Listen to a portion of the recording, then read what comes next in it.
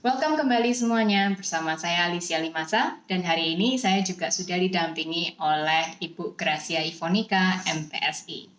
Di video kali ini kita mau melanjutkan diskusi kita seputar topik kita yaitu memahami anak Anda. Nah, hari ini kita akan melanjutkan diskusi kita seputar memahami anak Anda. Di video bagian pertama dan kedua, kita sudah membahas mengenai pentingnya memahami anak dan mengidentifikasi pemikiran anak. Hari ini bersama saya sudah ada sebuah testimoni dari seorang guru anonim. Guru ini mengeluhkan bahwa orang tua mempercayakan anaknya untuk belajar dari guru, tidak pernah ikut campur atau mengikuti progres belajar anaknya setahap demi setahap. Istilahnya percaya aja sama guru. Namun ketika hasil tes keluar, orang tua tersebut menjadi kecewa dan memberi anak-anaknya target-target belajar yang menurut orang tua bisa membantu mendorong progres belajar anak lebih cepat dan baik. Namun, menurut guru, anak tersebut kesulitan untuk mengikuti target-target dari orang tuanya. Dilihat dari performanya ketika di kelas dan cerita dari sang anak itu sendiri. Mendengar testimoni ini, menurut Bu Ivon, apakah ada kemungkinan bahwa target yang diberikan oleh orang tua kepada sang anak ini tidak sesuai dengan kemampuan anak? Oke, ini kerap terjadi ya sebenarnya ya, kayaknya kasus-kasus seperti ini nggak cuma di kursus aja, tapi kadang-kadang di sekolah juga ya sebenarnya. Dan kalau dengar cerita testimoni ini, rasanya kalau udah dicoba dengan target-target dan ternyata anak yang makin kesulitan, apalagi gurunya juga yang lebih mengikuti perkembangan si anak ini juga menilai yang serupa, anak ini kesulitan sebenarnya mengikuti target orang tua, memang sebenarnya kemungkinan paling besar anak ini kemampuannya tidak setara sama target yang diharapkan orang tua gitu dalam hal apa yang dia pelajari ini gitu ya.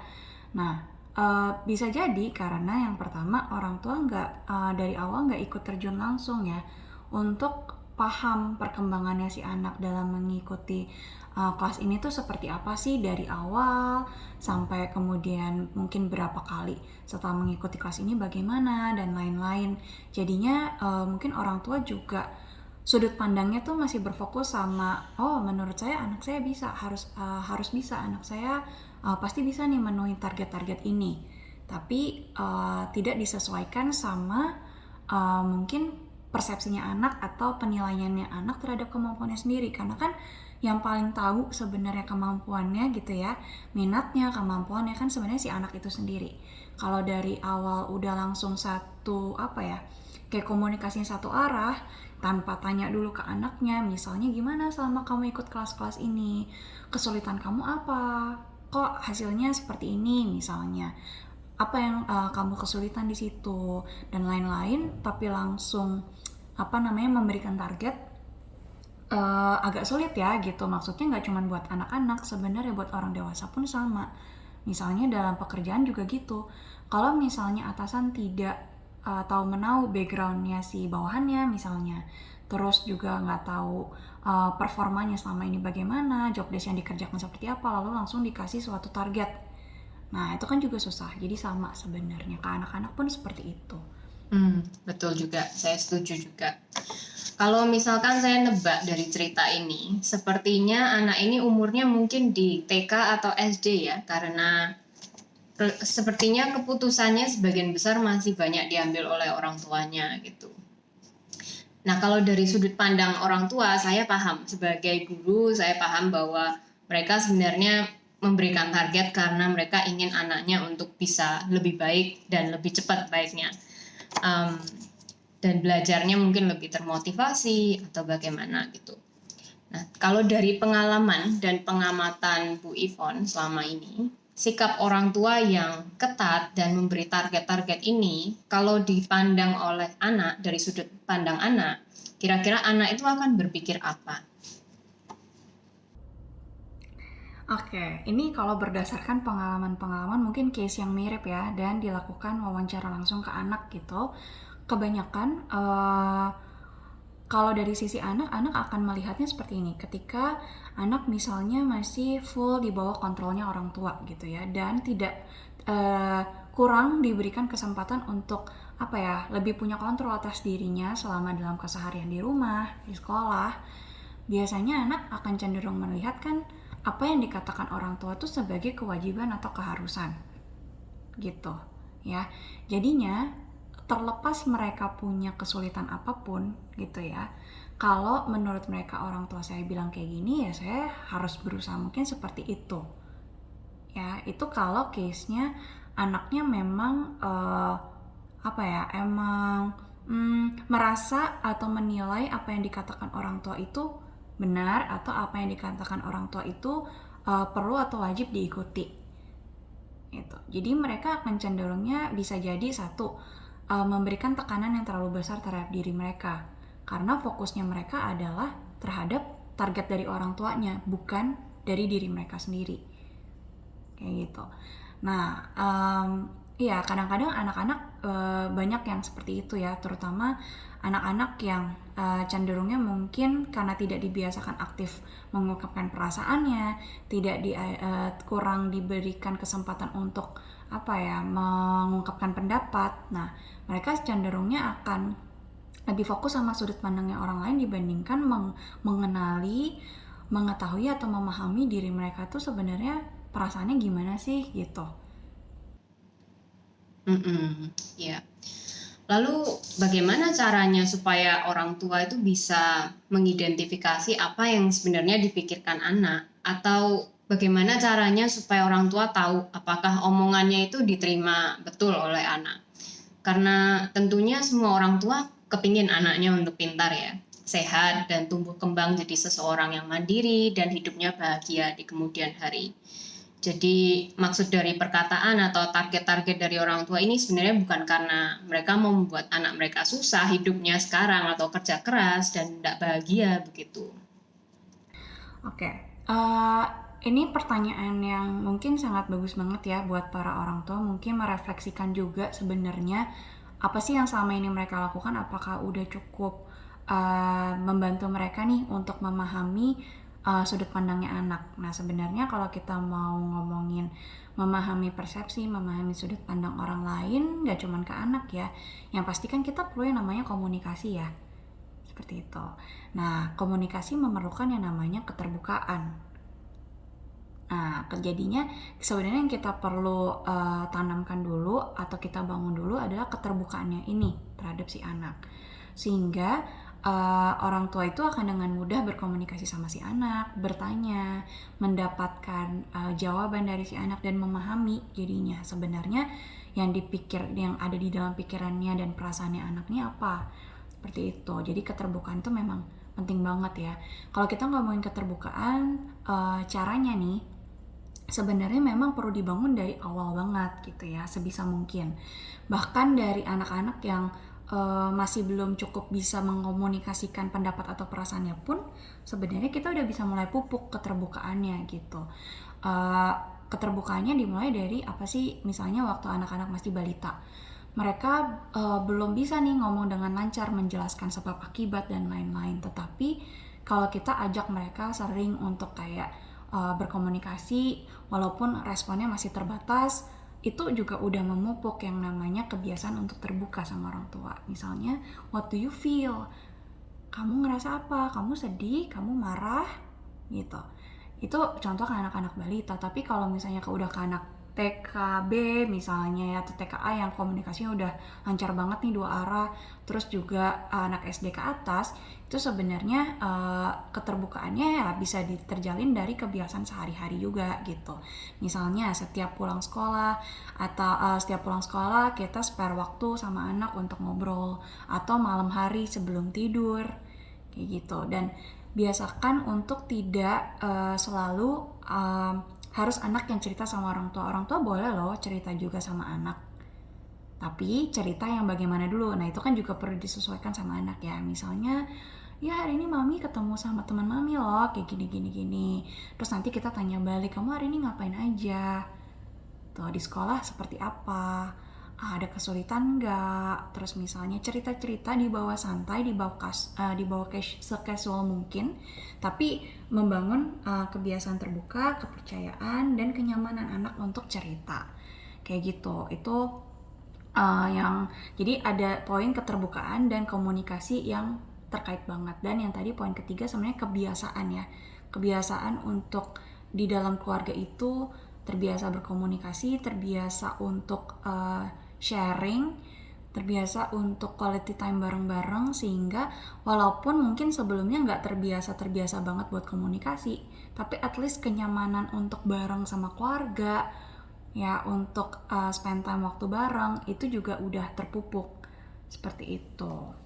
Sama mungkin tambahan satu lagi, jadi kalau misalnya kita membangun komunikasi dan berusaha untuk membangun keterbukaan, tapi hubungannya nggak hangat, misalnya misalnya pola asuh yang kalau kita kan kemarin sempat di video yang pertama, kalau misalnya pada belum nonton mungkin bisa nonton kali ya, kita kan ngomongin tentang pola asuh. Kalau misalnya orang tua yang menerapkan pola asuh otoriter, cenderungnya kan mungkin yang dipersepsikan sama anak kebanyakan hubungannya ini kurang hangat. Nah, hubungan yang kurang hangat ini bisa juga menghambat proses keterbukaannya si anak dengan orang tua. Jadi hubungan yang hangat itu seperti apa sih? Penuh kasih sayang ya. Kasih sayang itu tidak harus ditunjukkan dengan peluk-peluk, cium-cium, nggak harus seperti itu. Biasanya kan kalau anaknya udah makin gede makin nggak mau ya. Cuman hangat itu yang penting adalah anak benar-benar feel safe atau merasa aman, merasa nyaman untuk cerita ke orang tua. Anak tahu bahwa orang tua tuh mau mendengarkan saya loh. Orang tua tuh mau mengerti saya loh. Bukan orang tua itu mau mau dia harus sesuai pemikirannya sama orang tua, atau mau anak nggak boleh terlihat lemah seperti itu. Jadinya ya hubungan hangat juga sangat penting. Gitu sih Kak. Ya, menarik. Saya sebenarnya ada pertanyaan pribadi kalau boleh ditanyakan, Bu. Jadi saya kan sekarang posisinya adalah seorang yang dewasa ya, jadi guru yang biasanya tugas-tugasnya adalah kayak ya selain membimbing murid, kita juga memberikan feedback ke murid. Kadang mereka juga akan cerita hal-hal yang nggak ada hubungannya dengan les, misalnya kayak cerita sehari-harinya bagaimana gitu. Nah, kalau misalkan sebagai guru atau orang tua, menurut Bu Yvonne, apakah ada pengaruh bagaimana cara kita merespon terhadap apa yang anak-anak itu mau omongkan ke kita? Pasti, itu pasti banget ya. Jadi anak itu kan melihat orang tua dan guru kan sebagai figur otoritas ya. Jadi mereka itu sebenarnya senyaman apapun, sedekat apapun sama orang tua atau sama guru, mereka tetap punya pandangan ini bahwa orang tua dan guru adalah figur otoritas. Sehingga kalau misalnya respon yang diberikan oleh guru maupun orang tua terhadap anak ini mungkin kurang sesuai dengan yang sedang dibutuhkan anak, atau kurang tepat sesuai dengan apa yang mereka ceritakan. Kan kadang-kadang gak harus orang tua, gak harus guru juga sih, semua orang bisa melakukan ini. Misalnya kayak kita mendengar cerita seseorang, tapi di mindset kita justru fokus pada menerapkan nilai-nilai yang kita anut misalnya, atau sudut pandang kita. Jadi kita gak benar-benar active listening. Nah, ini tuh bisa ya membuat anak itu menjadi menentukan apa yang akan dilakukan anak setelahnya. Misalnya anak udah berusaha cerita dengan mungkin walaupun senyaman apapun tetap ada kekhawatiran lah. Misalnya, aduh nanti mamaku marah nggak ya? Aduh nanti mamaku sedih nggak ya? Aduh nanti guruku bakal marahin aku nggak ya? Gitu. Nah, ya kan? Tapi kalau misalnya setelah mendengar respon dari orang tua maupun guru, dan ternyata seperti yang tadi tuh, respon-responnya kurang sesuai dan lain-lain, anak bisa menjadi yang tadinya pikirnya mau cerita lagi, jadi mungkin akan stop. Misalnya kayak yang tadinya masih mungkin kurang setuju sama respon orang tua maupun guru, tapi dia menilai, percuma lah kalau aku cerita lagi, nanti responnya juga sama, paling aku dikritik lagi. Nah, anak akan jadinya kayak ya udah iya aja, tapi sebenarnya iya-iyanya itu ya udah untuk menutup conversationnya doang. Seperti itu. Nah, tapi kalau misalnya sebaliknya, kita justru misalnya nih, anak udah cerita sepenggal cerita, tapi kita belum paham. Kita nggak langsung judging, atau misalnya kita langsung kayak menebak-nebak, kamu pasti gini ya, kamu pasti gitu ya. Nah, kalau kita lebih ke, justru kita mau tahu lebih lanjut, kita nanya lagi ke anaknya, misalnya, oh ya, waktu itu kejadiannya gimana? Gitu, coba ceritain sama Miss, coba ceritain sama Mami, sama Papi gitu. Nah, anak akan biasanya lebih, oh, mama papa saya, guru saya lagi mau dengerin saya lebih lanjut nih, mau tahu gitu. Ya, betul. Saya juga harus belajar seperti itu sepertinya. Oke, pertanyaan yang terakhir dari saya, bila orang tua mengikuti saran-saran dari Bu Ivon hari ini dan mencoba untuk menerapkan di rumah, kira-kira seiring dengan berjalan waktu, kita akan melihat perubahan apa sih yang terjadi pada anak? Kita sama-sama berharap ya, semoga cara-cara yang tadi kita bahas diterapkannya, aplikasinya kan pasti disesuaikan dulu ya sama kondisinya anak, kebutuhannya anak, usianya anak, kemampuannya anak, karakternya anak. Kan orang tua pasti lebih paham ya tentang karakter dan tentang kondisi anak mereka masing-masing, seperti itu. Nah, cuman kalau misalnya harapannya ketika ini diterapkan dengan konsisten, dengan baik, dengan memang penuh perhatian juga, harapannya sih kita berharapnya anak kita bisa yang pertama membangun trust yang lebih sama orang tua. Itu yang terpenting ya sebenarnya. Kalau tadi kita ngomongin komunikasi, sebelumnya ada keterbukaan, sebelum terbuka sebenarnya ada satu lagi, trust ini. Kalau kita nggak percaya, kita nggak bakal open kan gitu. Jadinya harapannya sih trustnya bisa meningkat, walaupun yang sebelumnya sudah baik mungkin lebih meningkat lagi, harapannya seperti itu. Yang kedua, harapannya juga anak bisa lebih inisiatif, mau terbuka sama orang tuanya tanpa perlu ditanya-tanya, tanpa perlu digali-gali sama orang tuanya. Anak udah lebih bisa inisiatif untuk, "Ma, hari ini tuh aku kayak gini, Pa, hari ini aku kayak gini," atau misalnya minta tolong, "Ma, aku ada kesulitan di sini, boleh tolong nggak?" Atau apa, seperti itu ya. Nah, tapi memang untuk trust, sampai ke inisiatif, untuk terbuka dan lain-lain, kalau dari awalnya fondasinya belum terpupuk dengan baik, memang kita perlu bersabar. Ya, ini proses yang tidak bisa instan. Kita kalau ke anak-anak, kita juga mesti mikir kayak, anak-anak kan juga manusia ya, kayak orang tuanya gitu. Kita mesti bayangkan ketika kita masih ketika kita jadi anak-anak, terus kita masih anak-anak, terus kita di sebelumnya latar belakangnya seperti itu, dan kita mau diarahkan untuk terbuka dan lain-lain, kalau fondasinya belum cukup kuat kan pasti butuh waktu dan proses. Nah, sama sih sebenarnya, jadi nggak bisa kita ngarepin yang instan. Terus kita juga berharap sebenarnya mungkin ya, kalau sebelumnya yang tadi fondasinya belum cukup baik, atau anak hubungannya kurang hangat sama orang tuanya, dengan pelan-pelan dibangun kehangatan, kenyamanan untuk terbuka, harapannya ya respon anak terhadap mungkin pertanyaan orang tua atau ajakan dan arahan orang tua juga bisa berubah ke arah yang lebih kooperatif. Harapannya seperti itu ya. Sama nah, itu kalau tadi dari segi anak ya. Sebenarnya kalau dari segi orang tua juga kita bisa berharap bahwa dengan orang tua mulai lebih mau aktif memahami sudut pandang anak, jadi pengarahannya, nasihatnya, bimbingannya, dampingannya itu lebih tepat sasaran sama apa sih yang sebenarnya dibutuhkan oleh anak.